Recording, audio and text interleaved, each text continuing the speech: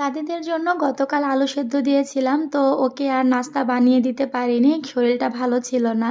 তো সেই আলুগুলো ফ্রিজে রেখেছিলাম, আর ওকে আমি ফ্রিজে রাখা সেরকম বাসি কোনো খাবার পরবর্তীতে খাওয়াই না। তো আলুগুলো নষ্ট না করে আমি আমার জন্য একটা মজার রেসিপি করে নিলাম, সেটাই আজকে আপনাদের সঙ্গে শেয়ার করছি। এই খাবারটা আমি আমার জন্য করছি, আপনারা চাইলে আপনার বাচ্চাদের জন্যও করতে পারেন। যে সকল বাচ্চারা একটু বড় হয়ে গেছে, মানে ৫-৬ বছর বয়স হয়ে গেছে বা স্কুলে পড়ে, সেই সকল বাচ্চাকে কিন্তু ইজিলি এই খাবারটা দিতে পারবেন।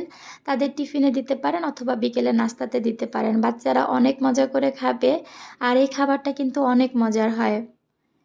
এই খাবারের সঙ্গে আপনারা কমবেশি সবাই পরিচিত। এটা মোটামুটি অনেক ভাইরাল একটা খাবার ছিল। সেটা হচ্ছে আলু দিয়ে মাশরুমের একটা রেসিপি।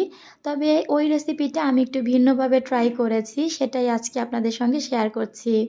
শুরুতে দেখতে পেয়েছেন আলু আর কর্নফ্লাওয়ার দিয়ে আমি একটা ডো তৈরি করে নিয়েছি, আর তারপর এরকম মাশরুমের মতো শেপ করে নিয়েছি। এগুলোকে এখন আমি গরম পানিতে সেদ্ধ করব। তো চুলায় একটা প্যান বসিয়ে পানি গরম দিয়েছি, আর এখন মাশরুমগুলোকে দিয়ে দিচ্ছি।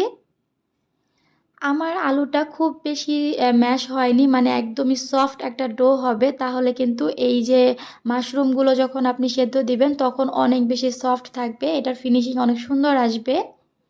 তবে আমার আলুর ফিনিশিং ভালো আসেনি, দেখতেই পেয়েছেন, কারণ আমি আলুগুলোকে ভালো করে ম্যাশ করতে পারিনি। আলু গরম অবস্থায় ম্যাশ করলে অনেক সুন্দর ম্যাশ হয়, আমি যেহেতু ঠান্ডা আলুকে ম্যাশ করেছি তাই অত ভালো করে করতে পারিনি। যাই হোক, মসৃণ হোক বা না হোক, আমার কাজ চলে গেলেই হলো। কড়াইতে তেলের মধ্যে আমি আদা বাটা রসুন বাটা দিয়েছি, সেই সঙ্গে সব রকমের মশলা, মানে মাংসের যত মশলা আছে সব দিয়েছি। আর এখন এখানে দিয়ে দিচ্ছি স্বাদে ম্যাজিকের যে মশলাগুলো থাকে ওইটারই অল্টারনেট একটা মশলা আছে রাঁধুনির, সেটাই আমি দিয়ে দিলাম। এই মশলাটা দিলে অনেক সুন্দর একটা ঘ্রাণ আসে। নুডলসে এই মশলাটা আমি ব্যবহার করি, আর এই রেসিপিতেও দিয়েছি। মশলাটাকে বেশ ভালো করে কষিয়ে নিয়েছি। মশলাটা যত ভালো কষানো হবে খাবারটা খেতে ততই মজার হবে।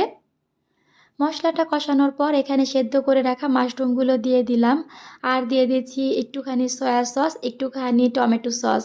আপনারা চাইলে এখানে চিলি সস অ্যাড করতে পারেন, বা বাসায় যেই সস আছে সবগুলো দিতে পারেন। সসটা দেওয়ার পর এগুলোকে ভালো করে মিশিয়ে নিচ্ছি, আর মোটামুটি আমার রান্না কিন্তু কমপ্লিট।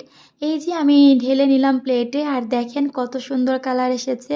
এটা যতটা সুন্দর হয়েছে খেতেও কিন্তু ভীষণ মজার ছিল।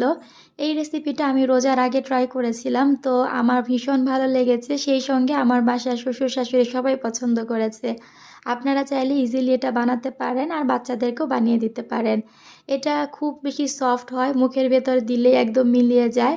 আর যেহেতু এখানে মশলা সস সব কিছু